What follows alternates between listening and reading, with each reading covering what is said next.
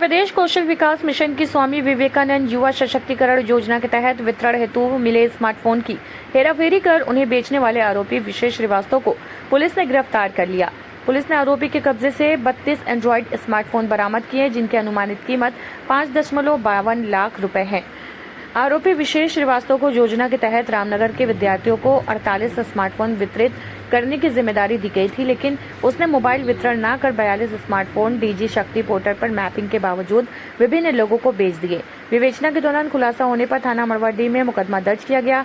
Operation चक्रव्यूह के तहत पुलिस ने आरोपी को फुलवरिया ओवरब्रिज के पास से गिरफ्तार किया।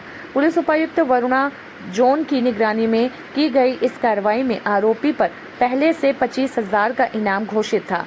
मामले में आगे की विधिक कार्रवाई जारी है। थाना कैंट पे 28/6 को एक मुकदमा पंजीकृत हुआ था, जिसमें मिशन की योजना है स्वामी विवेकानंद युवा सशक्तिकरण।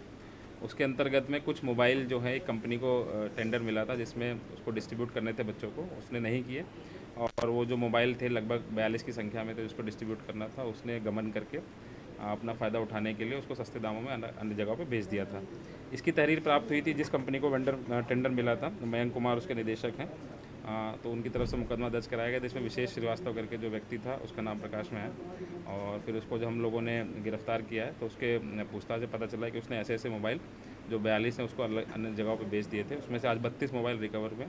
अन्य मोबाइल की हम लोग रिकवरी करा रहे हैं। सर, जिसकी गिरफ्तारी हुई है उसकी क्या आपराधिक इतिहास कुछ नहीं, अभी तक तो इसका कोई इतिहास नहीं मिला है, बट चूंकि ये इस बिज़नेस में है, ये सरकारी जो ठेका है, सरकारी जो टेंडर्स है उसमें रहता है, तो ये पता लगा जा रहा हो सकता है कहीं इसने अन्य किसी उसमें योजना में अगर कोई इस तरीके का गमन किया होगा तो उसकी भी हम लोग तलाश करेंगे। बताया कि इसके पीछे उद्देश्य क्या था, पैसे को लेकर के था? जी बिल्कुल सिंपल है। मोबाइल जो है सरकारी थे, उसको बांटना था, उसने नहीं बांटा है और इसने गमन पैसे मतलब अर्जित करने की नीयत से इसने सस्ते दामों में बेच दिया और इसको ऑनलाइन चढ़ा भी दिया कि बट गए हैं। जो जब उसकी जांच की गई तो पता चला ऐसे मोबाइल नहीं बटे हैं, तो ये मुकदमा दर्ज हुआ। फिर उसके बाद इसकी गिरफ्तारी होगी, रिकवरी हुई। कौन थे जिनको बांटना था?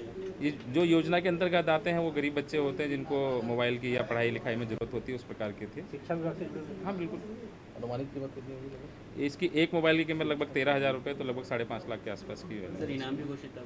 जब लगभग 1 महीने पहले इसका मुकदमा दर्ज हुआ था, इसके ऊपर इनाम भी घोषित किया था 25,000 का, और इसको गिरफ्तार किया गया। जो इनाम की राशि है वो जो हमारी गिरफ्तारी वाली टीम है उसमें डिस्ट्रीब्यूट किया गया। कितने लोग गिरफ्तार हैं और कितने लोग शामिल थे इस सिंडिकेट में? अभी तक एक ही का नाम प्रकाश में आया है, ये विशेष श्रीवास्तव है, इसी को गिरफ्तार किया गया। कहाँ के रहने वाले?